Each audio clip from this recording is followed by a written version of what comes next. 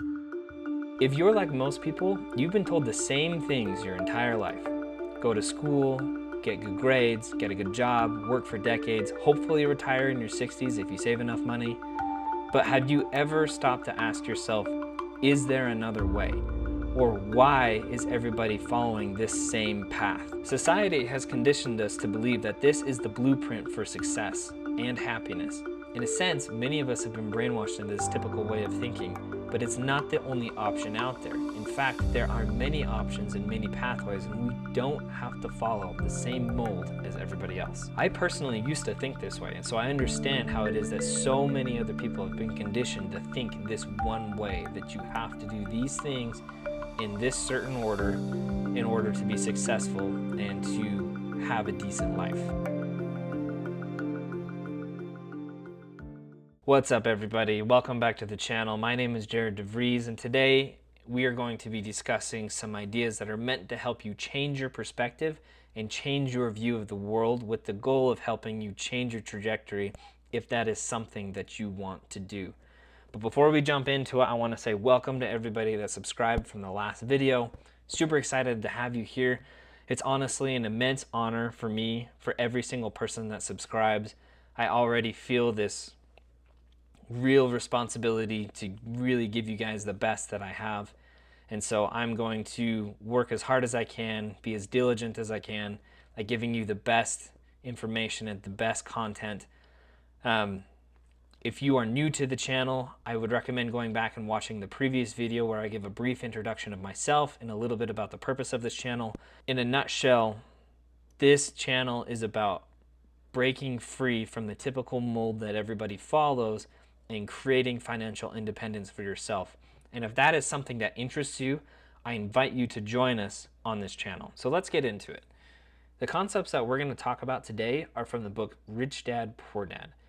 Now, although we're using the book as a source material for these concepts, you need to understand that these concepts are not unique to this book.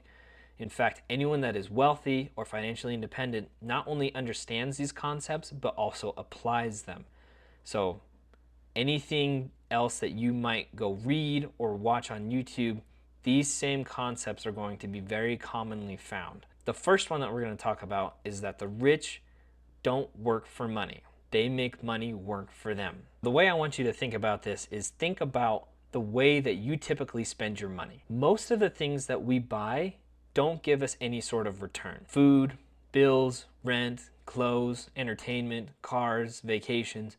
Many of these things are important, but once we've spent our money on them, our money is gone, which leaves us with the original problem that we had before, which is being dependent on a job to earn a check to continue spending. If we want to build independence from our jobs, we have to find ways to cut spending on things that disappear and spend more on things that pay us, which leads us straight into the next important lesson, knowing the difference between an asset and a liability. As defined in the book, an asset is anything that puts money into your pocket, and a liability is anything that takes money from you. Now that sounds simple. If you want to be financially independent, buy assets, not liabilities. Okay. Now I want you to hold tight onto this concept because many people get confused with this. And maybe part of the reason for that is because in accounting terms, an asset is not defined the same way as Robert Kiyosaki defines it in the book.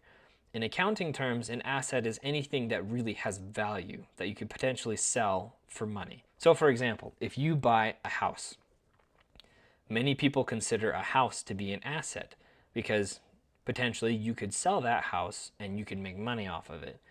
However, most people have to take a loan to get that house, and they have to pay a mortgage payment each month. Because of this, Robert Kiyosaki would actually argue that a house is not an asset, it is in fact a liability, even though technically on papers, according to a bank, a house would in fact be an asset. Now, this is something of a controversial position because houses do appreciate over time, and many people would argue that the benefit of paying money into a house is better than simply paying money into rent to a landlord. And those are fair arguments. But for the sake of this video and the sake of this concept, just remember assets are things that make you money and liabilities are things that don't. And this leads us into the third point, which is financial education. Financial education kind of branches out into a bunch of different concepts, such as learning to overcome fear. Fear is something that holds many of us back, and oftentimes the source of our fear is not knowing. It's not understanding how things work. And by simply understanding how things work, we can overcome those fears, or at least find ways to mitigate them much better than we could before.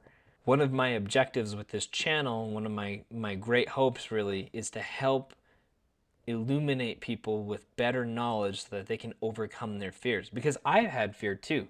There have been plenty of things that I have not done simply because I didn't know how they worked.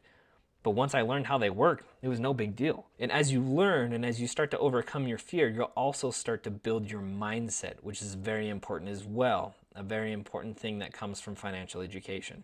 Because as you start to learn how things work, you can start to make plans on what to do. And you'll start to think differently. You'll start to see things differently. Now you may be saying to yourself, Jared, this is all great. It makes sense. I understand what you're trying to say.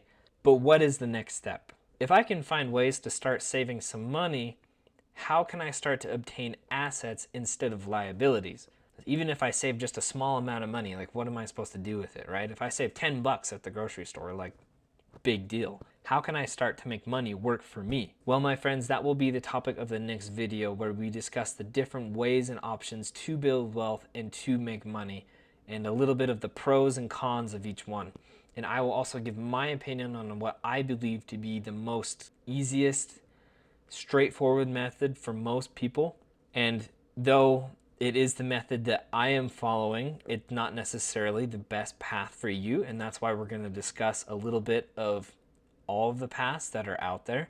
So that's basically it for this video. I just wanted to go over those main points from the book Rich Dad Poor Dad. And if you have not read the book, I would recommend getting it and reading it. It does help drive home some of the concepts that we talked about, but it also has a lot of other content in there that could be very helpful to you. Now, I also apologize for the delay in getting this video created. I've actually made this video 3 times. 3 times I've made this video. I am still figuring out how I like to do things with this YouTube channel thing. I'm hoping to be more consistent. As you can see, I'm filming indoors with this video.